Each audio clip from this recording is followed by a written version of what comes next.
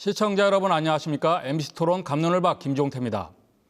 1948년 10월 19일 70년 전에 발발한 여순 사건. 희생자는 2만여 명에 달하지만 그들이 어느 편의 총구에 쓰러졌는지는 아직도 명확하게 밝히지 못하고 있습니다. 이제라도 제대로 된 진실 규명으로 여순 사건 관련 희생자들과 유가족들의 명예를 회복하고 국가 폭력으로 인한 피해에 대해 정부의 진정한 사과와 보상을 담은 특별법 제정으로 지역사회의 화해와 치유의 공감대를 만들어야겠습니다. 여수 MBC 토론 갑론을 박에서는 여순 사건 70주기를 맞아 여순 사건의 진실과 역사적 의의를 살펴보고 지역사회의 화해와 치유를 위한 노력과 특별법 제정에 관해서 논의해 보겠습니다. 함께 이야기 나눠주실 패널 소개합니다. 민주평화당 이용주 국회의원입니다. 예, 안녕하십니까. 제주 4.3 도민연대 양동윤 대표입니다. 네, 안녕하십니까. 여순 사건 연구자 주철희 박사입니다. 안녕하십니까. 네, 참석해 주신 세 분께 감사드립니다. 네, 그 여순 사건 70주기를 앞두고 있는데요. 예전 세대는 여순 사건의 참혹함을 너무 잘 알고 있어서 침묵했고 또 요즘 세대는 관심을 두지 않다 보니까 점점 잊혀져 가고 있습니다. 여순 사건에 대해서 왜곡된 부분도 많다고 들었는데요.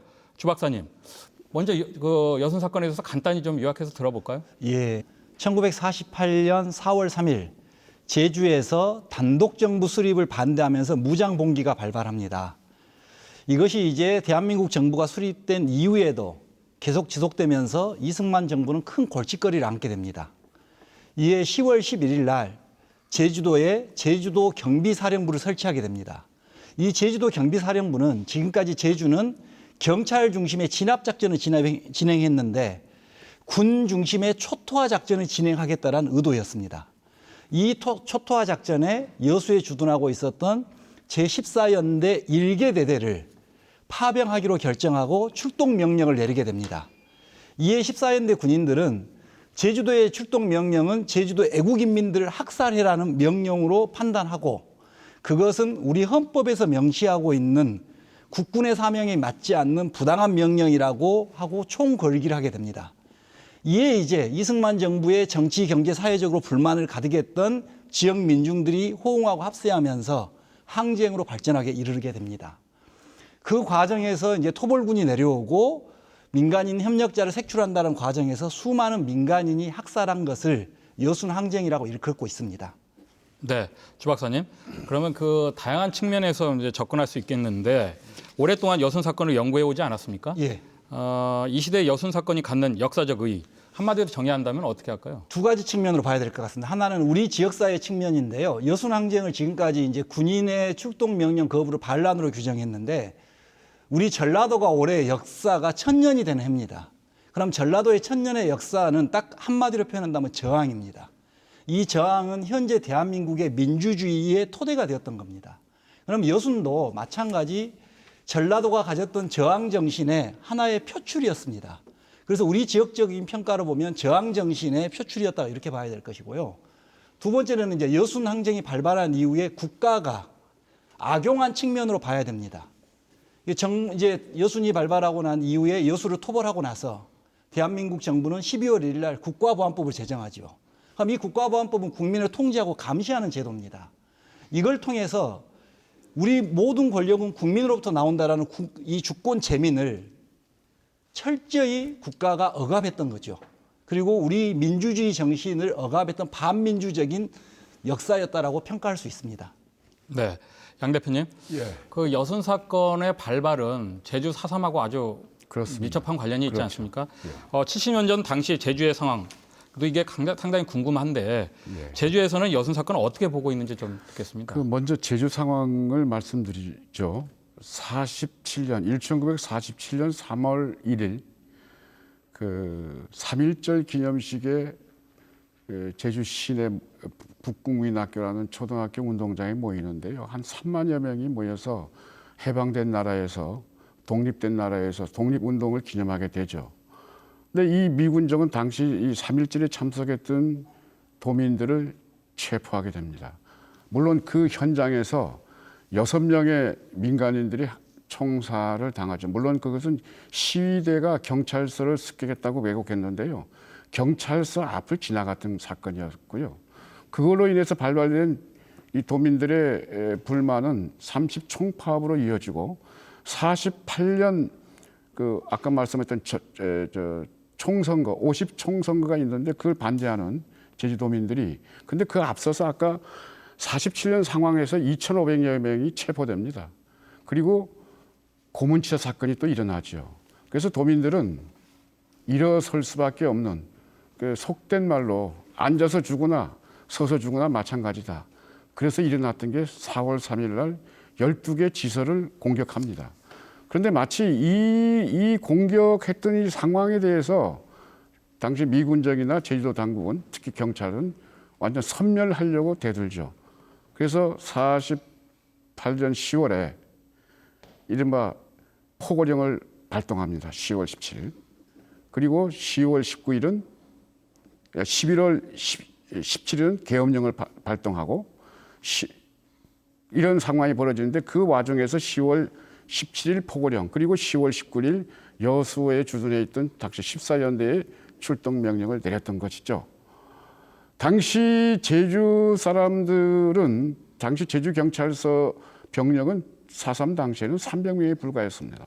그런데 전국 각지에서 응원경찰이 들어왔고 서북청년단이 들어왔고 당시 이 10월쯤 되면요. 광주에 있던 제3여단 이런 병력들이 들어오는데 당시 제주는 제9연대가 한 1,000여 명의 병력이 있었거든요. 여순 주둔 14연대 1개 대대가 들어오면 1개 대대가 약 1,000여 명 정도 병력 아닙니까? 엄청난 구는 명령을 받으면 또 진압하러 온다는 것은 다른 얘기하면 죽이러 오는 거 아니겠습니까? 이런 상황에서 여순 14연대의 저는 의거라고 생각합니다. 이 봉기라고 하는 얘기도 저는 뭐 연구자도 아닙니다만 소위 부당한 명령에서 불복하고 제주도민을 죽일 수 없다라고 하는 14연대의 의거는 매우 애국적인 행동이었다라고 얘기할 수 있습니다. 네. 근데 아직도 의거냐 반란이냐 요거 가지고 지금 논란이 굉장히 많은데 요거 때문에 진실 규명이 이루어져야 된다는 그런 얘기인데 그래서 특별법 제정이 더 필요하다고 생각하는데 좀 지역구 국회의원으로서 이 의원님 여순 사건에 대한 한번 의견 좀 들어볼까요? 예, 여순 사건은 우리 두 분이 말씀하셨다시피 무려 지금부터 70년 전에 일어났던 일입니다. 그리고 그것은 해방 이후에 대한민국 정부를 수립하는 과정에서 좌우익이 대립하는 그런 정치적 혼란기에 나타난 사건인 것이죠. 즉 남한 정부의 단독 정부를 수립할 것인지 말 것인지 그러기 위한 단독 선거를 할 것인지 말 것인지에 대한 의견이 팽팽히 나뉜 상태에서 제주도에서부터 사건이 계기가 마련한 겁니다. 그렇기 때문에 남한 정부를 단독 정부에 대한 반대, 공동 정부를 수립한다. 어떻게 보면 지금의 정치 환경과 비슷한 상황이 된 거 아니겠습니까? 그런 과정에서 제주 4.3 항쟁이 발생하게 된 것이고 그것을 그 당시의 정부 그리고 미 군정은 방어할 수 없었던 거죠. 미 군정은 자신들에게 유리한 정치 세력이 남한 정부를 유리한 남한 정부를 수립해야 되는 그런 목적이 있었기 때문에 그렇기 때문에 부득이 제주의 4.3을 진압, 폭도로 규정하고 진압, 소위 초선멸하는 그런 제주 도민 전체에 대한 진압, 학살 사건의 관여가 발생이 된 겁니다. 그러기 위해서 여수에 있는 제14연대죠. 신호를 주도했던 14연대를 제주 4.3 항쟁 진압 군대로서 투입하게 되는 명령을 하는데 그중에 있던 14연대 소속 군인들이 이것은 부당하다. 이런 국가의 명령은 군대가 국민을 죽일 수 없다는 것을 기치를 내걸게 되죠. 그 당시 두 개의 내용을 발표를 합니다. 성명서를 애국 인민에게 고함이라는 정식적인 성명서를 발표를 해서 동족 성잔을 결세반대한다 한다. 그리고 미군 즉시 철수하라 이런 두 가지 것을 표방을 하게 됩니다. 그렇기 때문에 그 당시 여순 사건을 주도했던 14연대 군대 일부 사람들은 그러한 명확한 목적의식을 가지고 시작한 것이다. 그런 것을 전제를 할 것입니다. 그렇기 때문에 그 당시 있었던 것에 대한 좌익, 우익 이런 여러 가지 무력 충돌이 있었죠. 그리고 진압군, 토벌군 이 과정에 민간인들이 많이 학살이 다쳤죠. 희생이 됐죠. 그래서 지금은 그 사건 자체의 성격에 대한 역사적 규정이 필요한 것이고 그러기 위해서는 진상조사라든지 당시 희생자들에 대한 명예회복 등이 필요한데 제주 사상과 달리 저희 이호순 사건에 대해서는 마땅한 특별법이 있지 않고 이전에 있었던 과거사 진실화해위원회에 있어서 약간 1년여에 걸친 진상조사가 이루어진 적은 있습니다. 하지만 그것은 당시 있었던 여러 가지 불행한 역사에 10분 전의 일례도 미치지 못하는 내용만 있었기 때문에 나머지 부분에 대한 추가 진상조사 이런 것들이 명확히 이루어져야 된다 이렇게 보고 있는 겁니다. 네, 주 박사님. 지금 이 의원님이 그 과거사 진실화해위원회 말씀하셨는데 2005년에 이미 출범해서 활동을 1년간 했었었죠. 근데 그 나온 내용들이 진실 규명하고는 조금 미흡하다는 얘기들이 있는데 어떤 내용들입니까? 우선 활동 기간이 1년이 아니고요. 3년 6개월 정도 활동을 했고요. 네. 우선 이제 이 진실화해위원회가 만들어지면서 지역사회가 요구했던 건 두 가지입니다. 한 가지는 여순 항쟁에 대한 정확한 진상 규명을 요구했던 겁니다. 그리고 두 번째는 희생자에 대한 명예회복을 통해서 국가가 배보상을 할 수 있는 걸 요구했죠. 근데 진실화해위원회에서는 우선 희생자들의 피해 신청은 받았습니다. 그리고 그들에 대한 일부, 아까 말한 한 10% 정도는 이제 진실 규명을 해 주었습니다. 그렇지만 가장 중요했던 여순 사건이 무엇인가, 그리고 여기 책임자가 누구인가에 대한 진상 규명은 이루어지지 않았던 것입니다. 특히나 이제 이 진실화해위원회의 가장 큰 문제점은 우리가 보통 지금 여순 사건 또는 여순 항쟁 그러니까 여수와 순천 지역에서만 이 피해가 있었던 걸로 인식하는 경향이 있습니다. 근데 여수 순천은 물론이고 전라남도 전체, 그다음에 전라북도 일부와 경상남도 일부에 37개 지역에 피해가 있었습니다. 그럼 이 37개 대해서 이 진실화해위원회가 전수조사를 한다라고 결정을 합니다. 근데 그것이 이루어지지 않았다라는 겁니다. 그래서 가장 큰 문제는 자기들 스스로 결정해놓고도 하지 않은 이 문제점이 컸고요. 그래서 이제 이 진실화해위원회의 활동 결과를 통해서 향후 이제 특별법을 만드는 과정 속에서는 제주 4.3 특별법의 문제점이 무엇이었고 5.18 민주화운동 특별법의 문제가 무엇이었기에 이미 만들어졌는데 또다시 법을 개정을 요구하고 있는가, 이것들을 지역사회와 정치인들이 꼼꼼히 살펴야 될 것으로 보입니다. 네. 양 대표님, 예. 지금 그 과거사 진실화해위원회가 제대로 활동을 못했다 그렇게 말씀하시는데 제주 4.3은 노무현 대통령 전 대통령도 예. 사과를 했지 않습니까? 예, 예. 어떻게 진실 규명이 이루어졌었습니까? 먼저 그 노무현 대통령께서 제주도민과 4.3 희생자와 유가족들에게 사과하게 된 그러한 그 배경을 제가 말씀드리면요. 4.3 특별법이 제정이 됐고 희생자 신고를 받았고, 그리고 실무위원회, 제주지사가 위원장으로 있는 실무위원회, 국무총리가 위원장으로 있는 4.3위원회가 각각 심사를 해서 희생자 결정을 했고, 그리고 진상조사단이 행자부에 그 4.3 지원단이라는 그 부서가 만들어졌고, 거기서 전문위원과 그 각 관계자들이 작성한 보고서를 4.3 진상조사 보고서를 정부가 발행을 합니다. 그것을 근거로 해서 2004년 진상조사 보고서는 2003년 10월에 발간이 됐고요. 당시 그 국무총리가 고건총리였는데, 그 다음에 그것을 기초로 해서 그 다음 해 2004년에 대통령께서 제주를 오셔서 유족과 희생자에게 사과를 했지요. 근데 여기서 드러나는 것이 뭐냐면요. 진상조사 보고서는 불과 2년 6개월이 조사하고 해서 발간됐다는 사실입니다. 유감스럽게도 지금까지 정부 진상조사 보고서는 2003년 발간된 이후에 발간되고 있질 않습니다. 이 말은 추가 진상조사가 진행되지 않았다는 것을 말하는 거지요. 진상조사는 희생자의 신고와 아까 말씀드린 그 4.3 지원단의 진상 그 조사위원회, 그 다음에 그 전문위원들 이런 분들에 의해서 실시되었습니다. 네. 예. 네. 이 의원님. 예. 이 의원님 최근 국회 여순사건 특별법을 대표 발의하신 걸로 알고 있는데 최근에는 또 특별법의 내용을 일부 또 수정하셨더라고요. 예. 그 특별법의 내용하고 또 바뀐 내용은 뭔지 좀 소상하게 좀 말씀해 주시죠. 예, 먼저 이호순 사건 특별법은 이번 저희 20대 국회 이외에도 이전부터 16대 그리고 18대, 19대에 걸쳐서도 발의가 됐었습니다. 하지만 다 임기 만료로 폐기되고 현재까지 17년째 정상적인 입법이 이루어지지 못하고 있는 시점입니다. 그래서 이번에 특별히 여순 사건 70주년을 계기로 해서 특별법을 꼭 이번에 해야 된다, 그런 여러 성원이 있었죠. 그래서 이번에 특별법을 발의했는데요. 이번 특별법의 주요 내용들은 먼저 여순 사건의 성격을 좀 더 명확히 했다. 제 14년대 제주 출병에 대한 거부에 대한 것을 국가의 부당한 명령에 대한 거부임을 제한 이유에서 명확히 밝혔습니다. 뿐만 아니라 당시 현재도 논란이 되고 있는 어디까지 대상 개헌을 할 것인지, 시점은 1948년 10월 19일이지만 끝나는 시점은 이미 언제냐에 대해서는 1955년 4월 1일 지리산과 광양 백운산 입산 금지를 해제가 된 때까지로 명확하게 대상 범위를 좀 명확했다는 것이 의미가 있고요.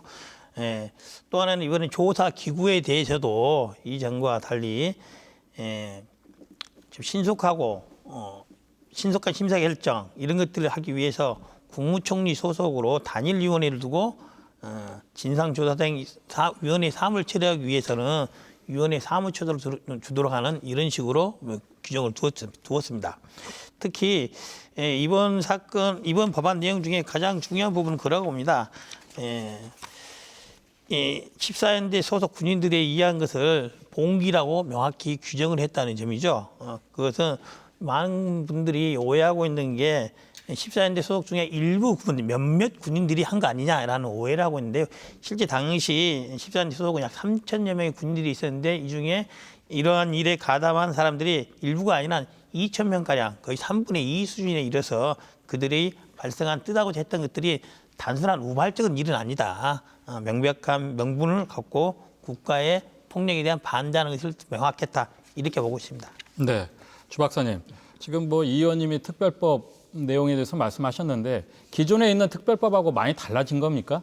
어떻게 보고 계십니까 지금? 예, 지금 현재 20대 국회에 정인화 의원이 특별법을 발의해놨고 이번에 새롭게 발의됐었는데요. 이번에 이제 이용주 의원이 개정 발의했던 특별법은 지금까지 특별법에 비해서 굉장히 진일보한 특별법입니다.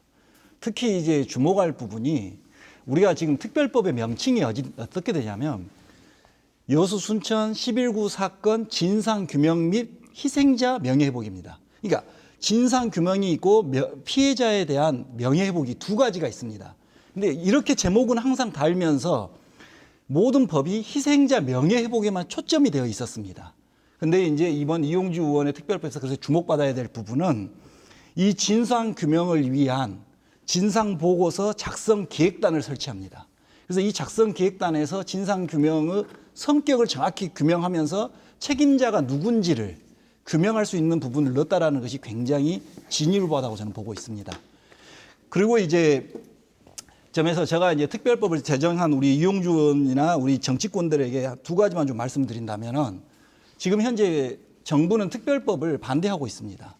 첫 번째는 한국전쟁 전후 민간인 학살에 대한 이 배보상을 하게 되면 이 금액이 한 4조 정도 된다라는 겁니다. 이게 정부에서 너무 재정적 부담이 된다라고 해서 기획재정부가 반대하고 있습니다. 그래서 저는 특별법에다가 이 배보상 문제를 넣을 필요가 없다라는 겁니다. 왜? 진화위에서 그 법에 배보상 문제가 없었지만은 진실규명으로 명예회복이 모두 되신 분들이 재판을 통해서 다 배보상을 받았습니다. 그리고 또한 법에 넣지 않다고 하더라도 시행령에다 이 문제를 넣을 수 있습니다. 그래서 꼭 배보상 문제를 법에다 넣을 필요 없다. 이것을 그러면은 정부가 좀 더 부담을 느끼지 않을 거다. 이걸 하나 꼭 말씀드리고 싶고요. 두 번째는 이제 지금 행안부에서는 이 과거사법에 대해서 개별적인 여순사건 특별법을 만들려고 그러지 않습니다. 그럼 또 다른 데서 또 특별법을 요구하니까. 그래서 포괄적인 특별법을 만들려는 것이 지금 행안부의 안입니다. 그렇다고 한다면 우리 지역사회와 정치권은 왜 여순사건 개별법을 반드시 만들어야 되는 재정 이유를 정확하게 갖고 행안부를 설명할 수 있어야 됩니다. 근데 이렇게 법은 만들지만은 행안부를 설득할 수 있는 방법에 대해서는 좀 부족하지 않는가 하는 생각이 들어집니다. 그래서 그 두 가지를 좀 우리 지역사회와 정치권에서 좀 고민했으면 좋겠다. 이렇게 말씀드리고 싶습니다. 네, 여수사건 특별법 제정에 대한 좀 아쉬움이나 앞으로 개선 방안에 대해서 들어봤는데요. 그러면 양 대표님, 그 제주 4.3은 이제 특별법이 제정됐지 않습니까? 예. 주로 진상 규명하고 희생자 명예 회복에 관한 법안으로 알고 있는데요. 예, 맞습니다. 예. 특별법 제정 이후에 제주에 어떤 변화가 있었는지 좀 들어볼까요? 예, 일단 특별법이 제정되고 나서 희생자 신고 등의 사업들은 이루어졌고 또 심사를 통해서 그 희생자라는 결정서를 받긴 받았습니다만 실제 변화는 이런 겁니다. 우선 그러니까 인식이 달라졌다는 것이죠.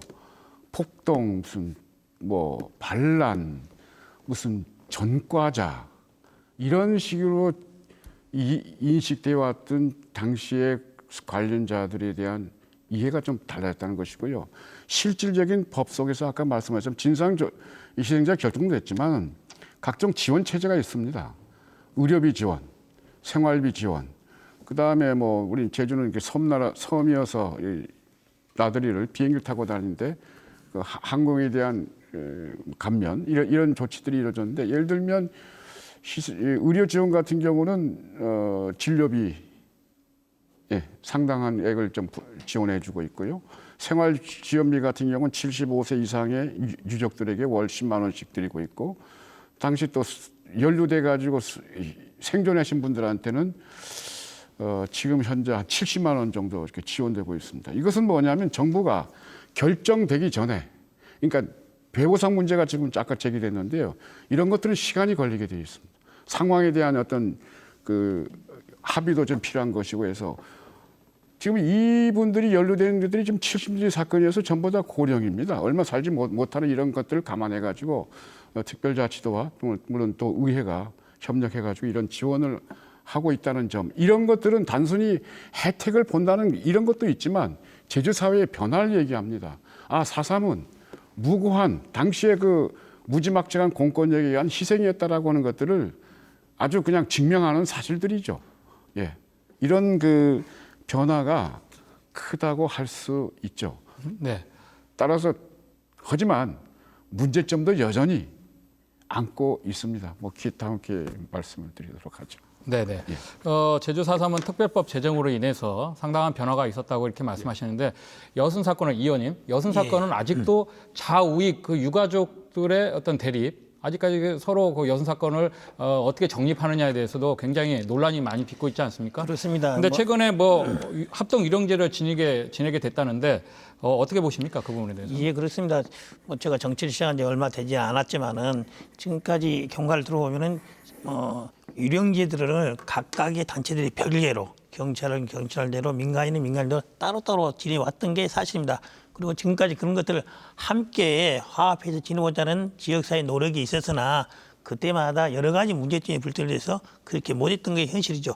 하지만 이번에 70주년을 계기로 해서 그리고 특별법을 완성하기 위해서도 지역의 한 목소리가 모아야 한다는 그런 대의하에 이번에 최초로 공동으로 위령제를 지내기로 한 것 같습니다. 그래서 공동으로 위령제를 지내지만은 그 다음에 여러 가지 공동 사업들에 대해서는 아직은 같이 할 수 있는 그런 상황은 아닌 것 같아요. 그래서 지금은 공동 위령제를 넘어서서 나머지 기념 사업이라든지 이런 부분에서 함께 해야지만이 특별법에 대한 지역사회 뜻이 하나로 모아지게 되고 정치적 이견이 표출되지 않겠습니까? 그래야지만 특별법이 순항을 걷게 될 것이다. 그렇게 봅니다. 네, 주 박사님.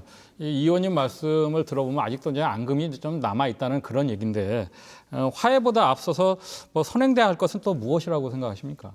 그러니까 이제 올해 70주년을 맞이해서 여수시가 이제 통합이라는 이름 하에 시민 추진위원회를 만들었습니다. 그래서 이제 유가족들에게 화해하자, 상생하자 이런 이야기를 합니다.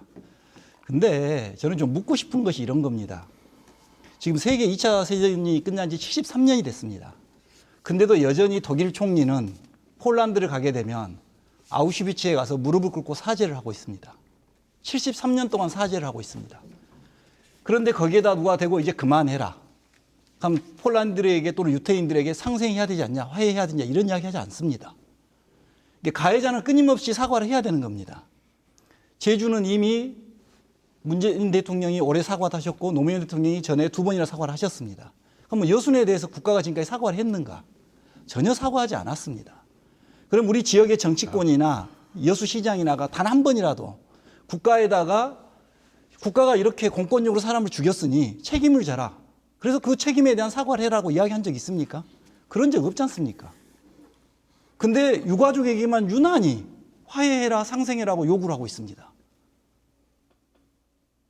그래서 저는 이들에게 그런 화해라 상생을 해라 그러려면 이들의 아픔을 치유해주고 보듬어줘야 된다고 보는 겁니다. 그리고 국가에게 책임을 정확히 물어야 되는 것이고요. 그런 점에서 제가 한 가지 여기서 글을 하나 읽어드리면 2003년 노무현 대통령께서 제주 4.3 위령제에서 밝힌 내용입니다. 화해와 상생을 말하기 전에 그들의 아픔을 치유하는 것이 우선이다. 이것이 국가가 해야 할 일이다. 이것을 우리 정치권과 여수 씨가 좀 크게 깨달았으면 좋겠습니다. 네. 제주도는 어떻게 이런 그 갈등과 반목을 화해 쪽으로 돌리셨는지 한번 궁금한데요. 그 주 박사님께서나 우리 방송 중에서 제주 4.3에 대해서 글쎄요, 이렇게 좀 저는 좀 고맙게 생각을 합니다만 그런 측면만 또 있는 것은 아니라는 점 말씀을 제가 분명히 말씀드리고요. 기회가 있으면 다음에 말씀드리고요. 저희도 이 4.3 특별법을 만드는 그 상황과 지금도 그 상황은 여전히 존재합니다. 예를 들면 이런 겁니다. 저희 그 시민사회단체, 4.3 관련 단체가 4월 3일 날 기념하는 행사를 했습니다.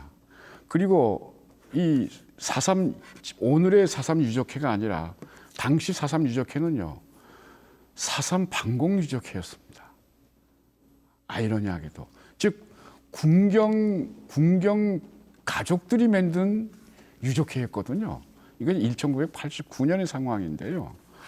그래서 같은 4월 3일을 기리는 행사를 가지고 양쪽에서 열렸습니다. 이게 언제까지 계속되냐면 1995년까지 계속됩니다. 그래서 도민사회에서는 야, 똑같은 4.3 그 가지고 왜 따로 하냐. 하나로 해라 해가지고 저희들 이른바 협상 끝에 이뤄냅니다. 하나의 위령제로 가져갔죠. 그래서 어쨌든 요때 우리가 양쪽에서 각각 주장이 저희들은 항쟁이라 그랬고요. 그 유족께서는 반란 폭동이라 그랬어요. 그래서 우리가 합의할 때 합의문을 쓰지 않습니까? 항쟁이라고 하지 말래. 그러면 같이 하겠다. 그러면 폭동이라고 폭도라고 하지 마세요. 합의했습니다. 그래서 4.3 사건으로 이렇게 가치 중립적인 용어로 정리가 되고 위령제를 지내왔습니다. 그리고 특별법도 도민의 노력과 우리 국민들의 지지와 지원, 성원 속에서 만들어졌는데 그다음에 특별법을 만들어지건데 또 하나의 그 갈등 치유 방안으로서 당시 제주 경찰, 지금 현재 경찰, 아까 저 화해 상생 했는데 가해자들은 사과하지 않습니다. 지금도. 그런데 제주에서는 경찰들하고 4.3 유족회가 합의했습니다. 그래서 공동의 행사를 하는데 충현묘지 가서 참배하고 4.3 평화 공원에서 참배를 합니다. 그 제주 경우에 그 분들하고. 그래서 일단은 아까 얘기했죠. 특별법 만들어지기 전에 4.3 행사를 하나의 행사로 만들었고 또 하나는 이런 과정에서 당시 그 가해자라고 볼 수 있는 물론 그분들이 가해한 건 아닙니다만 그 앞선 그 경찰분들이 제주도민들을 학살했던 그런 그 역사를 안고 있는 그 경찰하고 화해를 한 것이죠. 그래서 일단은 화합된 것처럼 보이는 건 사실입니다만 갈등 관계는 지금도 존재합니다. 다시 말씀드리면 4.3 사건으로 규정되어 있습니다. 그러니까 정명, 이름이 없다는 거죠. 지금도. 이 이름이 없는 데는 갈등 관계가 내재되어 있고 아직 정리되지 않았다는 것입니다. 이 점은 앞으로 그 여순 특별법을 이렇게 준비하는 과정에서 또는 이 진상규명 과정에서 유심히 들여다볼 부분입니다. 지금 제주에서는요, 추가 진상규명 사업 가운데서 이 정명이라는 것이 상당히 중요한 그 과제로 남겨져 있죠. 물론 배보상 문제도 있습니다만, 여기까지 좀 말씀드립니다. 그러니까 한마디로 제주 4.3 사건에 대한 이름 가지고도 지금도 상당히 논란이 되고 있다 그 말씀인데, 주 박사님, 그 여순 사건도 이 이름 가지고도 말이 많았었지 않습니까? 이제 특별법이 만들어지고 근다 하든 어쨌든 여수는 앞으로 향후적으로 역사로 기록되게 됩니다.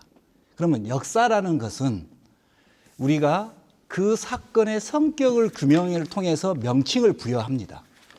그러면 우리 역사에서 또는 동서고금의 모든 역사에서 명칭을 한번 봐보면 사건이라고 붙여진 명칭은 딱 2개밖에 없습니다. 제주 4.3 사건, 여순 사건. 이건 뭐냐면 그러니까 역사로 보지 않고 제주 4.3과 여순을 보고 있는 겁니다. 아직도 그러니까 정치적 이념적 관점으로만 보고 있는 겁니다. 그런데 저는 역사 연구자입니다.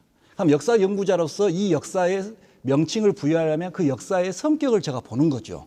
그런 측면에서 우선 여순 사건은 역사적 맥락으로 전혀 맞지 않는 명칭이라는 것을 우선 제가 말씀을 드리는 것이고, 처음에 여순이 발발했을 때 국가가 발표했을 때는 국군 제14연대 반란 사건이었습니다. 즉 국군 반란이었습니다. 그런데 국군 반란은 국가가 책임을 져야 되기 때문에 이것을 갑자기 여수 순천 반란 사건으로 바꾸면서 지역 주민들에게 책임을 전가시킵니다. 그리고 1995년에 이제 역사 교과서에 여수 순천 11구 사건, 이것이 일명 여순 사건으로 바뀌게 됩니다. 그럼 이런 주장 속에는 가치 중립적이라는 표현이 들어있다 그럽니다. 근데 명칭은 가치 중립적이라 그러면서도 14연대 군인들의 출동 거부는 반란이라 그래요. 그러니까 성격은 반란이에요. 이것은 잘못된 거죠. 그래서 이제 제가 공부를 쭉 하면서 우리 역사에서 반란을 어떤 걸 반란이라 그러고, 어떤 걸 항쟁이라 그러고, 어떤 걸 운동이라 하는 역사적 개념들을 공부하고 정리를 하게 됩니다.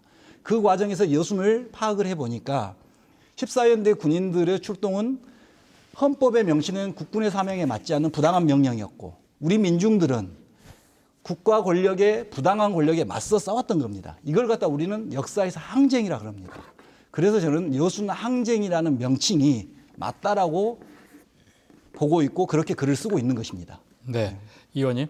지금 주 박사님 얘기에 대한 어떤 생각을 갖고 있는지, 명칭에 대해서? 예, 저는 그렇습니다. 먼저 법적인 면에서 본다면은 입법의 과정에서 현재 여수 순천 10.19 사건에 정확한 국민적인 동의가 하나로 이루어지지 않고 있기 때문에 입법 과정에서는 뭐 중립적이라는 객관적인 여수 순천 10.19 사건으로 하는 것에 대해서는 저는 찬성하는 입장입니다. 단지 이 사건 역사적 성격을 어떻게 보느냐에 대해서는 전혀 별개일 거라고 봅니다. 특히 14연대가 제주 4.3에 대한 진압이 될 거부를 명확히 성명생태로 발표를 했죠. 동족 상단에 반대한다. 이걸 분명히 명기를 했기 때문에 이것은 군대 14연대의 일종의 봉기의 성격이 분명한 거죠. 그리고 많은 사람들이 오해하고 있는 게 여수 순천 사건이 14연대와 국군, 그 진압군 간의만의 싸움으로 보고 있는 거죠. 그렇지 않고 14연대가 봉기를 했지만은 이를 둘러싼 진압군에 대한 여수 시민들의 자발적인 방어, 항쟁이 있었던 겁니다. 그래서 여수 시민들이 14연대와 함께 시민들에 대해서 폭력을 행사하는 국가에 대한 반대하는 부분은 명확히 시민 항쟁의 성격이 분명하다. 그래서 뭐 봉기와 항쟁의 성격이 병정적으로 살펴보는 게 맞지 않나라고 저는 생각을 합니다. 네, 그렇다면 주 박사님, 이 여순 사건이 앞으로 가야 할 길도 상당히 좀 많은 것 같은데 지역민들의 인식 제고를 위해서는 어떤 노력이 좀 필요할까요? 여순을 역사로 보자라는 겁니다. 결론적으로는 우리 후손들이 역사에서 여순을 배우게 돼 있거든요. 그래서 제일 먼저 가져야 될 시각은 우리 지역민들이 여순 항쟁을 역사로 보는 것입니다. 그러면 이 역사로 보는 관점은 지금들 우리가 어떻게 해줘야 되냐면 이 역사를 올곧게 기억해주고 기록해주는 것이 매우 중요한 문제입니다. 그래서 이제 특별법보다 더 중요한 것이 그래서 우리 지역사회가, 우리 시민들이 여순을 어떻게 기억하고 있느냐가 가장 중요한 저는 진실규명이라고 보고 있습니다. 그래서 여수시나 또는 시민사회가 해야 될 일은 여수 시민들이 여순 항쟁을 제대로 이해할 수 있는 프로그램들이 많이 만들어져야 됩니다. 근데 지금은 아직도 그런 것들이 없다 보니까 국가주의와 반공주의로 기록되었던 그 기록에 의존하다 보니까 여전히 반란이라고 이렇게 색깔로 보고 있는 거죠. 그래서 가장 시급한 문제는 우리 전남도를 중심으로 한 지역사회가 여순 항쟁을 제대로 이해할 수 있는 장들을 다양하게 만들어서 시민들이 여순 항쟁을 제대로 인식할 수 있는 기회장으로 만들어줘야 된다고 생각합니다. 네, 저희 그 여수 MBC도 70주기를 맞아서 뉴스나 뭐 프로그램, 편성 프로그램 다양하게 좀 만들고 있거든요. 이런 기회를 통해서 시민들이 좀 많이 알았으면 좋겠는데 정계와 국회에서는 또 뭐 어떤 노력이 필요하다고 생각하십니까, 의원님? 예, 그렇습니다. 이번 촛불혁명 이후에 우리 문재인 정부가 들어서서 이러한 과거사에 대한 불편한 진실들을 밝히는 데는 좀 더 많은 여건이 되어 있는 것은 사실입니다. 하지만 우리 양동희 대표님 말씀처럼 지금 뭐 제주 4.3 사건에 특별법이 있지만 아직도 그 당시 이루어지지 못했던 진상조사 추가적으로 이루어지지 못하고 있는 겁니다. 그런 점을 참작해 본다면은 국가가 명예회복 진상조사에 보다 나서야 된다. 특히 촛불혁명으로 세워진 문재인 정부는 더더욱 더 해야 될 것인데 무슨 이유에서인지 문재인 정부도 그게 좀 약간 소극적인 모습을 보여서 그 부분은 꼭 반성하고 지금이라도 밟고 나서야 한다 말씀드리고 싶습니다. 또 한 가지 더 말씀드린다면요. 지역사회에서 꼭 부탁드리고 싶은 게 있는 거예요. 저희 여수 순천만 하더라도 아직도 마음속에 많은 사람들이 장기간 들어왔기 때문에 여수 반란 이런 느낌 때문에 서로 내가 이 사건 여수 순천 사건의 희생자라 피해자라는 말을 떳떳이 하고 있지 않습니다. 혹시나 나중에 또 정계가 또 정권이 바뀌나 한다면은 또다시 불리기 입을까 봐. 그래서 여수 시민 스스로가 여수 순천 관련 희생자들 스스로가 떳떳하게 커밍아웃하는 자세가 필요하고 그런 것들 지역사회에서 분위기를 만들어줘야 된다. 이렇게 봅니다. 네. 양 대표님, 예. 제주 4.3도 여순 사건 같이 올해 70주기 아니겠습니까? 예, 예. 아까 뭐 추가 진상조사가 좀 미흡하다 예. 그런 말씀하셨는데 올해 뭐 계획 같은 게 있습니까? 예, 그러니까 이게 좀 정부나 또는 지방자치단체가 이 지금 우리 특별법 제정된 특별법에 의해서 말씀하신 진상 규명 사업이나 또는 희생자에 대한 명예회복 사업을 사실상 하고 있지는 않습니다만 저희 같은 단체나 도민사회에서는 요구가 상당히 크지요. 이제 추가 진상조사 보고서 발간, 또 희생자에 대한 실질적인 명예회복, 그것은 돌아가신 이가 살아올 수 없지 않습니까? 그래서 우리가 법률이 정한 규정에 따라서 배보상 문제, 좀 그나마 다행스럽다고 하지만 지난 지방선거에서요, 배보상 문제가 얘기가 됐고 또 구체적인 정부 예산을 확보하겠다는 그런 일종의 공약 같은 것도 지금 제기됐습니다. 아까 뭐 상당히 많은 예산이라고 그러는데 저희들 한 희생자 약 2만여 명을 본다면 2조 원 정도 예산을 확보하겠다라고 하는 이런 공약도 있었습니다. 그만치 이 공약이 있었다는 것이 중요한 게 아니라 도민사회가 그걸 수용할 수 있는 그것이 헛된 공약이 아니라는 것, 그게 가능하다라고 하는 이런 이해까지 하는 수준까지 지금 도달해 있거든요. 그럼에도 불구하고 저희들은 아직도 진상규명을 해야 되는데 두 가지입니다. 첫째는 14,240여 명으로 끝날 것인가? 아니죠. 희생자는 더 있습니다. 희생자 신고는 계속 해야 되겠고, 두 번째, 희생자에 대한 국가 책임은 명예회복이라는 말로만 할 것이 아니라 실질적인 배보상을 반드시 해야 된다. 세 번째는 이런 것들을 위해서 사실관계죠. 그래서 저희들은 지금 국가기록원에 소장된 문서, 수령인 명부 2,530명에 대한 그게 좀 전과 기록입니다. 한마디로 말씀드리면 여기서 정권 책임을 져야 됩니다. 이게 무슨 얘기냐면 당시 군법회의에 연루됐다면 형사적 문제인데 형사보상을 반드시 해야 되라. 결국 저희는 그 배보상 문제로 귀결되는데요.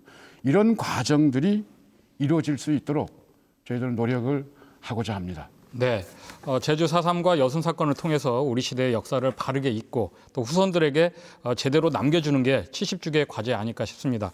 많은 얘기를 좀 듣고 싶은데요. 주어진 시간이 있어서 마지막으로 덧붙이는 말씀 한 말씀 듣고 끝내겠습니다. 먼저 이 의원님. 예. 예, 여수 순천 사건은 정부 수립 과정 이후 정부 수립 이후에 국가 권력에 의한 국민에 대한 첫 번째 국가 폭력이었습니다. 이걸 극복한 민주주의의 시발점이라고 봐야 될 것입니다. 특히 현재는 남북의 통일을 논하고 있는 상태입니다. 어떻게 보면 70년 전과 유사한 상황이라고 볼 수가 있죠. 그래서 70년 전에 불편한 과거와 화해를 해야 됩니다. 그래야지만이 남북 통일 시대에 대비한 미래와의 화해도 이루어질 수 있을 것이다. 이 말씀을 드리고 싶습니다. 네, 양동인 대표님. 예.